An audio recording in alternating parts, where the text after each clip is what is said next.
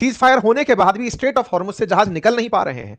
अलग अलग जानकारियां हैं कि अब तक केवल 6 जहाज वहां से निकल पाए हैं। अगर ये हालात रहे तो दुनिया में जो खुशी का माहौल लौटा था कि अब फिर से तेल आएगा, एलपीजी आएगा, फर्टिलाइजर आएगा, क्या ये सब बातें अब हवा हवाई रह जाएंगी? ये सवाल इसलिए किया जा रहा है क्योंकि अब लेबनान के नाम पर आकर के बातें अटक गई हैं। एम्बेसी ऑफ ईरान की तरफ से कहा गया है कि अब स्ट्रेट ऑफ हॉर्मुज की जो चाबी है वो लेबनान के हाथ में है। इसका मतलब क्या पर ईरान के द्वारा अमेरिका का पब्लिक में मजाक बनाया जा रहा है? ऐसा इसलिए क्योंकि जहां एक बार स्ट्रेट ऑफ हॉर्मुज खोलने के नाम पर ईरान और अमेरिका सीज फायर के लिए तैयार हो गए थे, लेबनान के ऊपर हमला होता है और वहां पर लेबनान में जो इजराइल के द्वारा बॉम्बिंग की जाती है, ये 10 मिनट के अंदर 100 एयर स्ट्राइक होती हैं, जो इतनी भीषण होती हैं कि ये साल भर की सबसे भीषण घटनाओं में कंसीडर किया जा रहा है।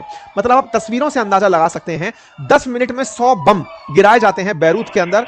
आप तस्वीरों से इस नजारे का अंदाजा लगा सकते हैं। सीसीटीवी की पिक्चर्स इस बात की गवाह हैं कि कितना बड़ा और भीषण हादसा यह हुआ।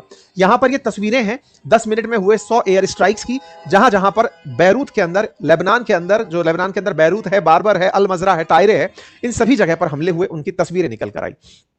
कारण बताया गया कि इन सभी सिविलियन जगहों पर हिजबुल्लाह के आतंकी छुपे थे, हमने उन्हें निशाना बनाया। इसमें बहुत सारे सिविलियंस की मौत हुई, लेकिन इजराइल का कहना था कि सिविलियंस को ह्यूमन शील्ड बना करके हिजबुल्लाह रहता है, हमने तो हिजबुल्लाह को टारगेट किया, हिजबुल्लाह के आतंकियों को टारगेट किया, ह्यूमन शील्ड बने हुए लोग जबरदस्ती उसके अंदर शिकार हो गए। कुछ इस प्रकार का इजराइल का इस पूरी घटना पर रिएक्शन रहा। मतलब एक प्रकार से ये जो घटना आप देख रहे हैं, खंडर हुए बिल्डिंग्स आप देख रहे हैं, प्रॉपर सिविल सोसाइटीज आप देख रहे हैं, यहां पर हमले के पीछे का कारण बोले यहां पर आतंकी छुपे थे, ह्यूमन शील्ड बनाकर हमने उन्हें निशाना बनाया। ये तस्वीरें हैं खंडर हुए बिल्डिंग्स की, इमारतें हैं जो आप देख सकते हैं।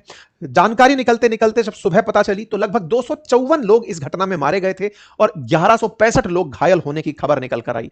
लेबनान ने अपने देश में इसे राष्ट्रीय शोक घोषित कर दिया। ये इनके देश के अंदर हुई सबसे बड़ी घटना कंसीडर की गई कि एक दिन में इतने बड़े आतंकी हमले की तरह से इजराइल का हमला होता है जिससे पूरी तरह राष्ट्र हिल जाता है।